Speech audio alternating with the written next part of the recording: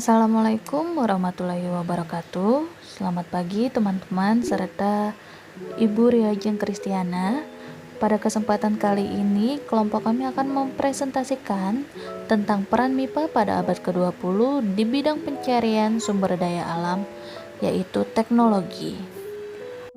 Kenalkan, kami dari kelompok 4 yang beranggotakan 6 orang. Di sini ada Anggita Fitri Aulia, Clara Napitupulu, Faizatul Hasanah, serta ada Marhali, Sabrina Oktaviani, dan Supratmi. Selanjutnya, untuk presentasi yang pertama akan dilanjutkan oleh Supratmi. Saya Supratmi akan menjelaskan tentang pengertian teknologi.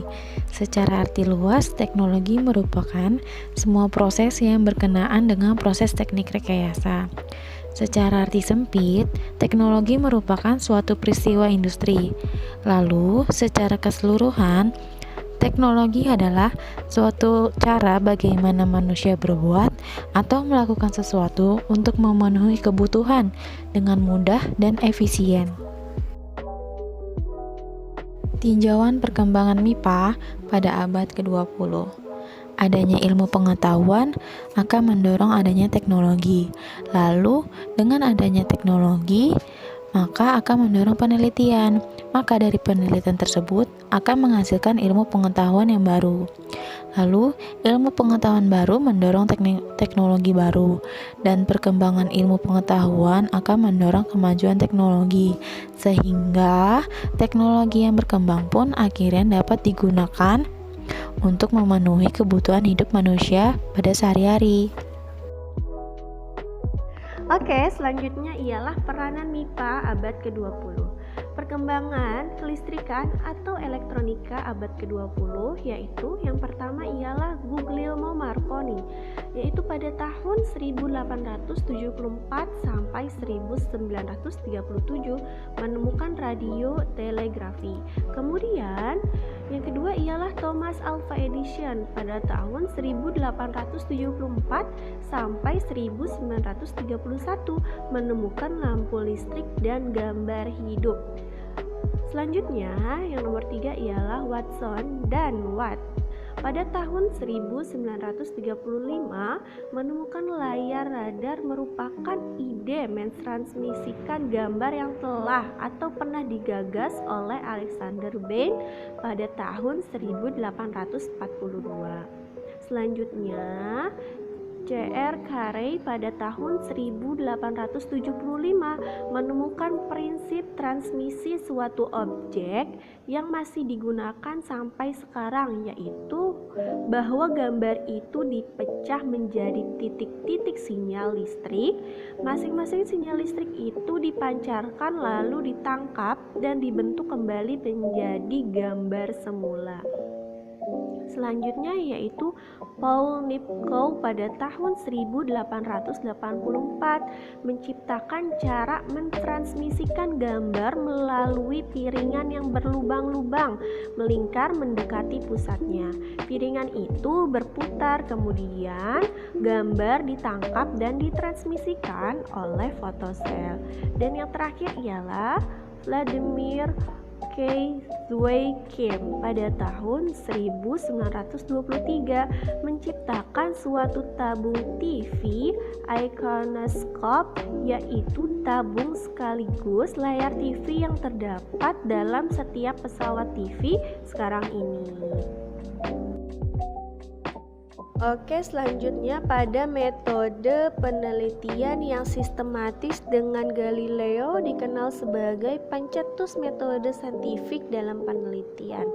Adapun hasil-hasil yang didapatkan antara lain: yang pertama, kerjasama antara eksperimentalis dan teoris menghasilkan teori baru pada gerak planet. Yang kedua ialah Newton meneruskan kerja Galileo terutama dalam bidang mekanika, menghasilkan hukum-hukum gerak yang sampai sekarang masih dipakai. Kemudian yang ketiga ialah dalam mekanika, selain hukum-hukum Newton, dihasilkan pula persamaan Bernoulli, teori kinetik gas, dan kekekalan momentum sudut. Yang keempat, dalam fisika panas ada pertemuan termometer, azaz Black, dan kalorimeter.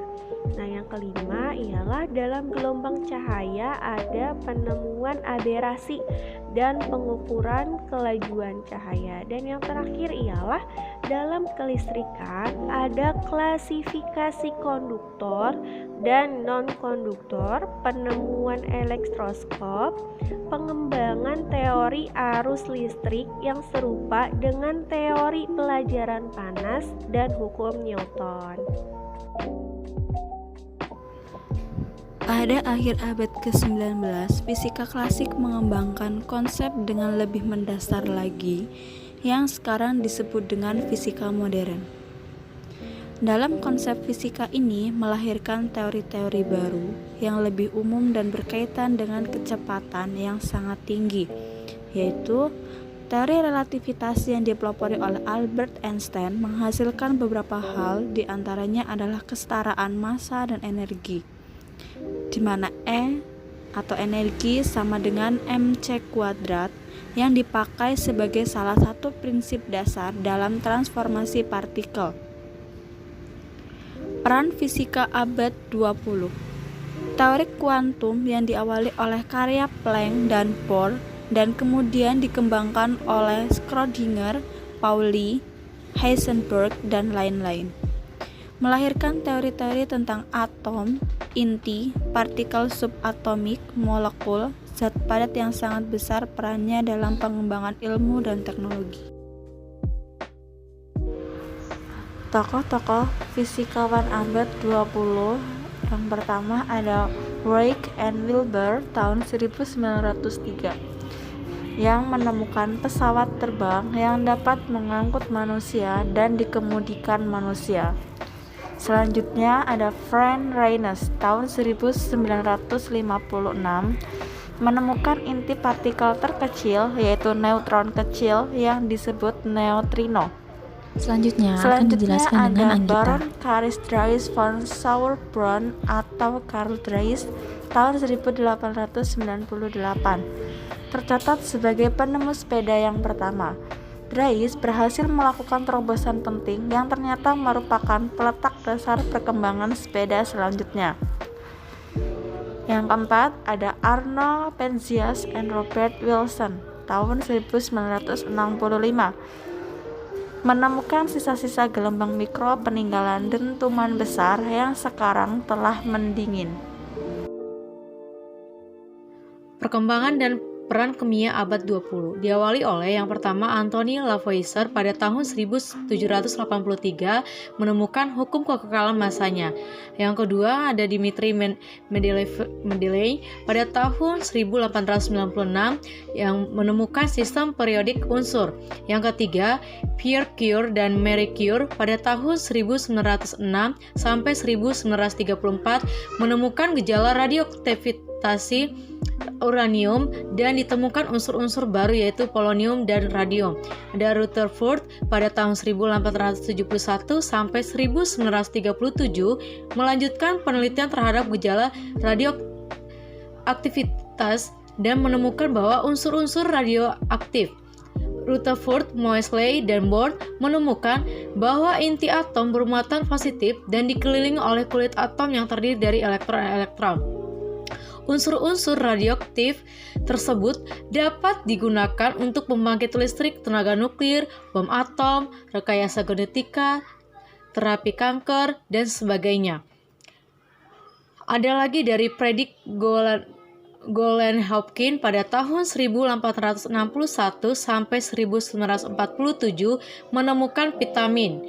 Ada lagi Ivanovsky pada tahun 1866 sampai 1937 menemukan hormon. Ada lagi yang Alexander Fleming pada tahun 1881 sampai 1955 menemukan antibiotik.